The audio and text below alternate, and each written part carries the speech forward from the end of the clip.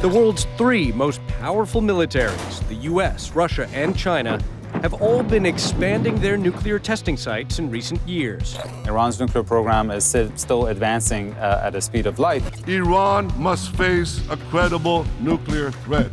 Korean leader Kim Jong-un has kicked off 2024 with a dire warning to the U.S. China may be accelerating its efforts to develop a nuclear arsenal. This is according to a new report released by the Pentagon. Russia is revoking its ratification of a global nuclear test ban. With a statement by a cabinet minister saying Israel could opt to drop an atomic bomb on Gaza is raising alarm. Kim ordered his military leaders to, quote, thoroughly annihilate the U.S. and South Korea if provoked. North Korea test-fired a long-range ballistic missile with the potential to hit the U.S. The agency estimates that Iran maintains a total enriched uranium stockpile more than 20 times the allowable amount under the JCPOA. It is no secret that we have become a nuclear threshold state, and this is a reality. China is accelerating its nuclear weapons program.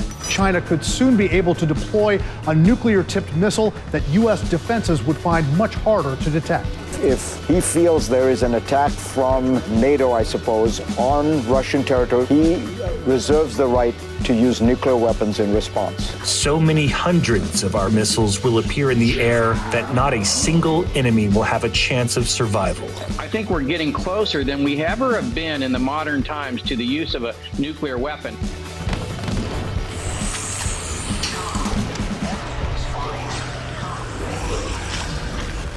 Hi folks, Canadian Prepper here. Today on the channel, it's an honor to have Kai the Radiation Guy back again because I'm figuring with all the craziness going on in the world today, we got the North Koreans doing live fire drills on the border, we got the Middle East blowing up, the Ukrainians and the Russians are firing missiles back and forth. Things are getting crazy and I thought it was a very good time to have a nuclear physicist on the channel to explain to us why this particular Geiger counter, also known as a scintillator, and you're going to tell me the difference between those two things today, is one of the best in its class, and it's made right here in Canada. So thanks for coming out today. Thanks for having me. It's great to have you back. Tell us a little bit about yourself and your background. Originally from Germany, my dad moved us here when I was like 15 because he was kind of worried about the political situation, the Cold War. And ever since then, I've been in Saskatoon basically, did my university here. I worked for the uranium mining companies for about 6 years, and I've been building radiation detectors for 20 some years. So it's kind of symbolic that you were sent here because of the Cold War, and then you started building nuclear radiation detectors. Well, I mean, the peace was nice while it lasted, wasn't it? It was, yes. It is the exception, not the rule. Would you consider yourself a prepper? It's a word. Okay, I'm aware I'm not as hardcore as you, but you know, nobody is as hardcore as me. I like having a little bit extra food in the house and a tank full of gas and whatever. And you have the know-how, which is the most important. So the thing that makes this scintillator unique is that it was made for the purpose of nuclear disaster, like the nuclear disasters that we talk about on the channel. And there's a difference between this and the other devices that we typically see on Amazon, which a lot of companies are starting to take advantage of people's lack of knowledge of this particular subject area. And maybe you can tell us a little bit about why the Geiger counter that your company makes right here in Saskatoon is superior to those. Yeah, so like Geiger counters are usually made for occupational exposure levels, which are fairly low. They're not SHTF levels, right? Mm-hmm. So if things were to go bad, you would turn one of these things on and it would just say 99. And just keep beeping, and that was it. Would be it. They would be overranging, or it would say overrange on the display. So it'd just be going off the charts everywhere you went. Yeah, and they max out at somewhere between 1 millisievert an hour and 10 millisieverts an hour, which is really not a high level. Like I've worked in those kind of radiation levels, and I'm feeling just fine. You don't want to hang out there forever in a day, but for a short amount of time, it's no problem. You could have maybe 1,000 millisieverts per hour in a situation. I think like immediately downwind of the Bravo blast, I think they were at about 10 millisieverts an hour, which is about 1,000 rad per hour. It means that they max out at 1,000 times lower than what you could potentially see.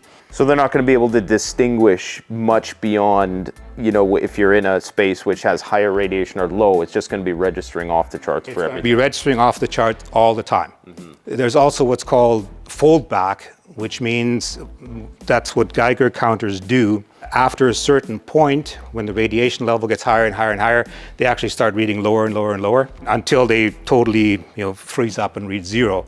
Right. Now, the brand name manufacturers have circuitry in there that will prevent that from happening, but I think if you buy something on AliExpress or Amazon, you kind of don't know if they're going to, you might be thinking, I'm walking in an area that's safer and safer and safer, when it's really you walking into the radiation rather than away from it. If you guys missed the first video that we did, we explained the differences between alpha, beta, gamma. We do all the demonstrations, but I would encourage you to go and watch that first video as well, because if there's any gaps in your knowledge, that should fill them. What is the difference between a Geiger counter and a scintillator?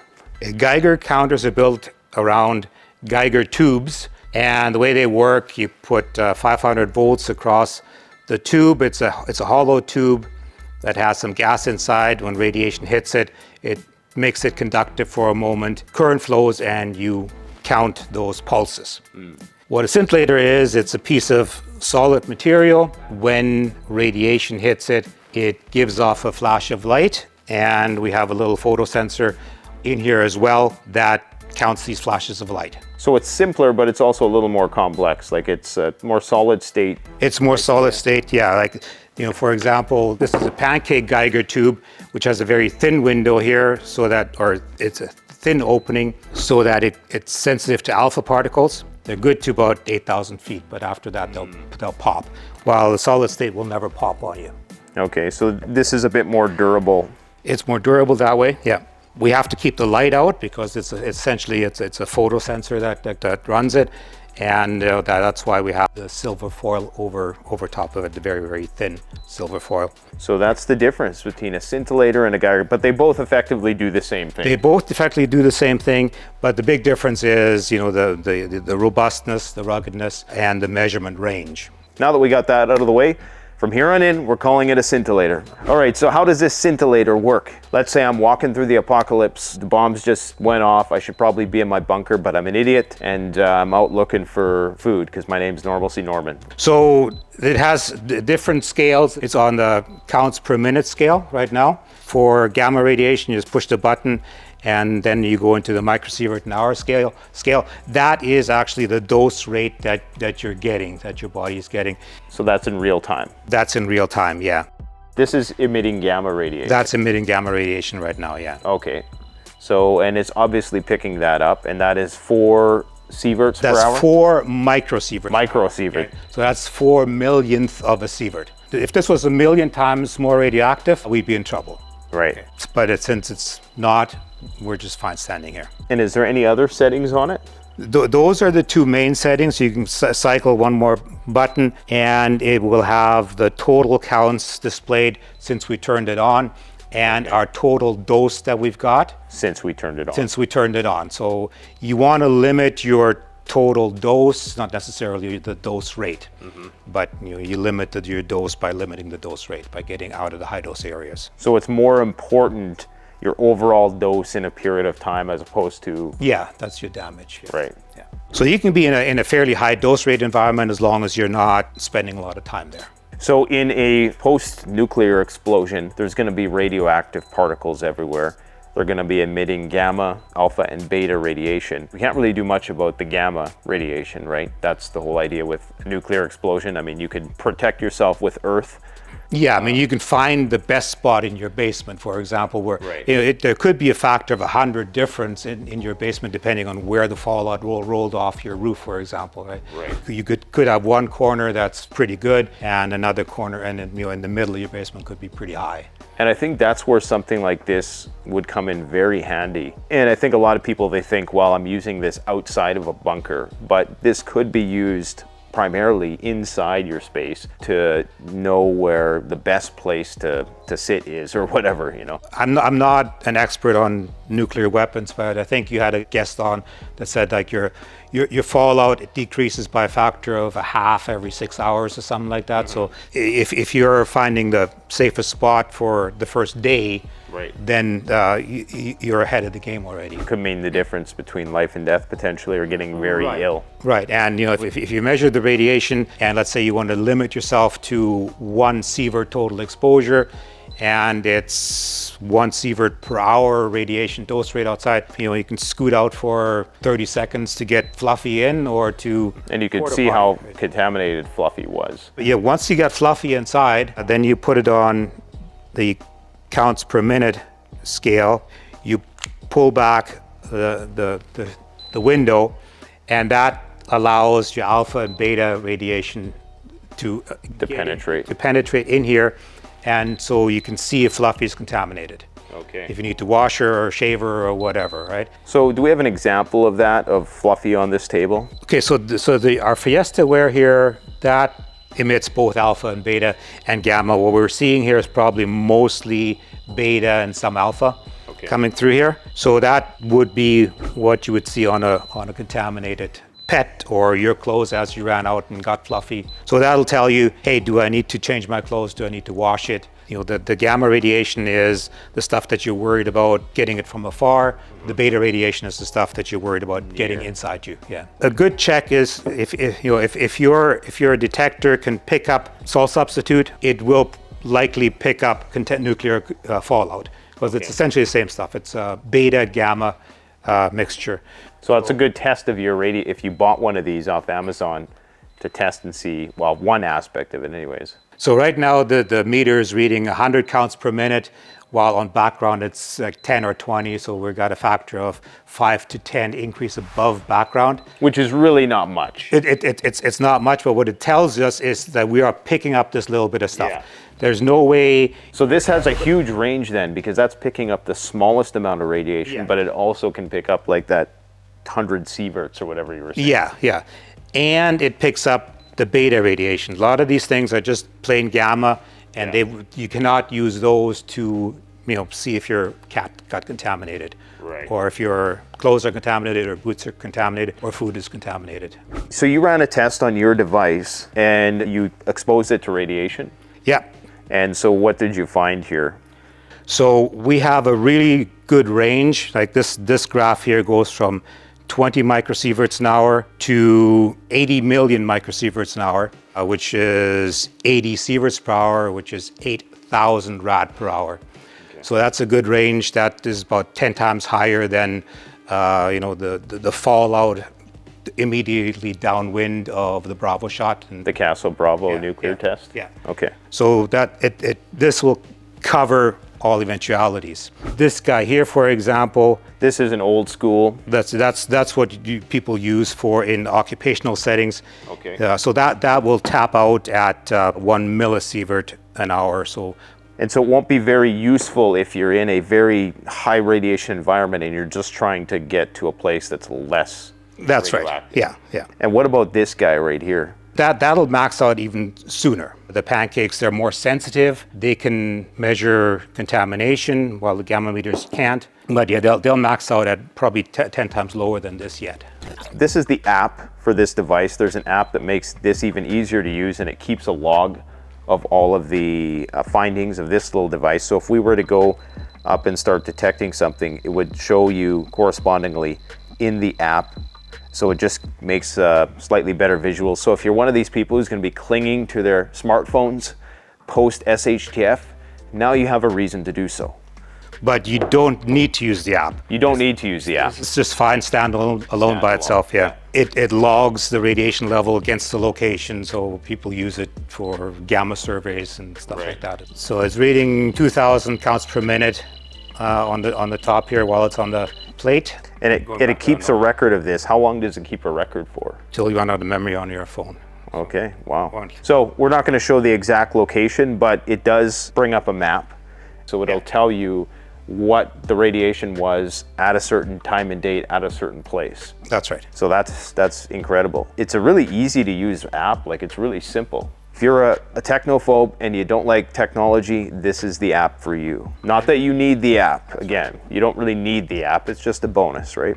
So we'll open the box up. On the inside, it gives you some do's and don'ts. Let's open the shield from the side, not the back. Activate the shield from the side. You want to keep your fingers away from the sensitive window so you don't want to puncture that. Yeah. Keep your fingers away from the open window. Keep the window closed when you're walking around, just measuring the general environment, because you're not going to be seeing beta and alphas anyway. You're going to be seeing the ambient is just gamma. I think we might have said this, but beta, alpha, what is the distance that we're talking that it's going to pick it up at? Yeah, so alpha, you're talking a few inches. Beta, you're talking about a few feet. And gamma, you're talking about hundreds of yards. Keep the unit away from water and dust. It's very difficult to make a detector that can detect alpha particles because it needs to have that thin window.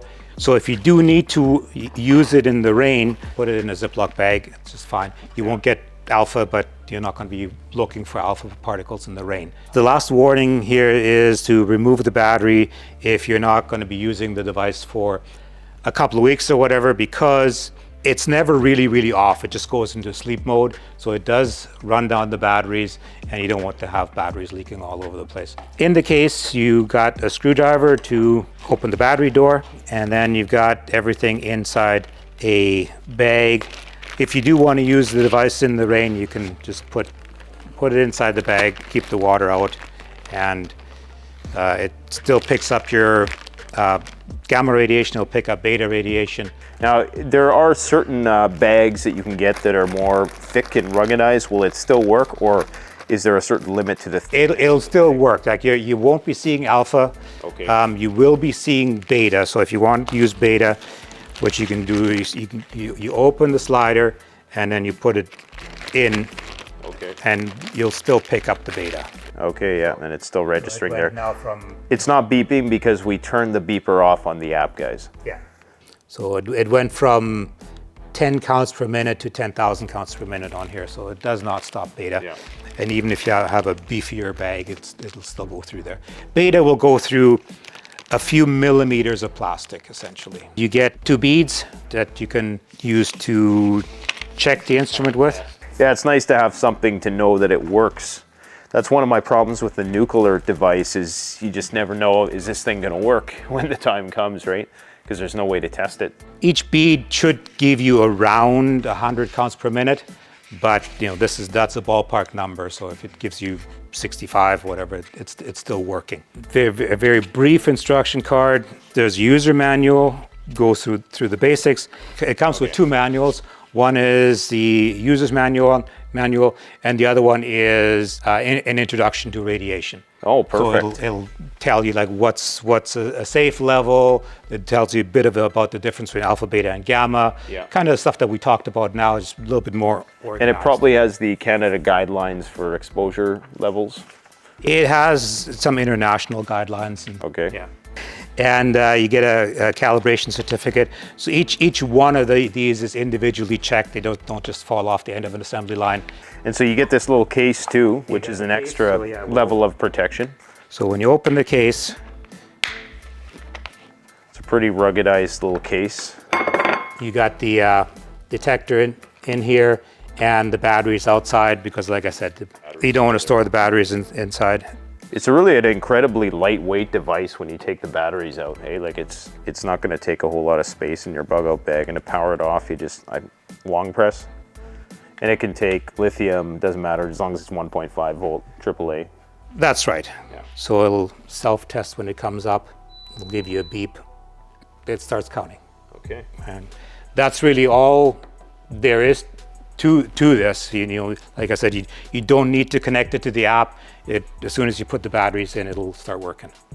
So there is a limited availability with these. We make them here in Saskatoon, and like you said, they don't just roll off an assembly line. These are all individually checked. I think right now we just got a new batch, but they go super fast. So I would encourage you to get one. People are calling me from all around the world to get this device. So if you want one, make sure you pick one up as soon as possible, because they most certainly won't last. And I think we've kind of ramped up production a little bit, but you know, there's all kinds of bottlenecks in the supply chain and things are getting crazy. So I have a feeling that this might be the year that these things, we just can't keep them in stock. I think as soon as something bad happens, they'll be gone, and I won't be able to get parts essentially. Right. These do go together a whole lot better than the previous model. The previous model was a little bit heavier and it had like a slightly different shape. This is just more compact. They both did the same thing. So people who bought the last one, you still have the same device essentially. I have the same device. The last one did not have the circuitry that made it go to like these insane high levels, like 8,000 rad per hour. Okay. They'll still be able to say, well, you're safer here than over there. Right. That's mainly what you want. That's 90% of it. Yeah. So it won't give you a quantitative number as good as these ones. Okay, fair enough. All right, well, thanks a lot for coming out and sharing all your knowledge. I would encourage people to go and check out the first video we did. We go into a lot more depth and it might fill in some of the blanks for you today. And if you have any questions about it, please post them in the comment section below, and our buddy Kai, the radiation guy, will hopefully stop by and answer those questions. But thanks for coming out, and let's hope that we can get through 2024 without a nuclear Armageddon. Without needing these, eh? Without needing them, but it's better to have it and not need it than need it and not have it. Thanks for watching. Canadian Prepper out. The best way to support this channel is to support yourself by gearing up at CanadianPreparedness.com, where you'll find high-quality survival gear at the best prices, no junk, and no gimmicks. Use discount code PREPPINGGEAR for 10% off. Don't forget, the strong survive, but the prepared thrive. Stay safe.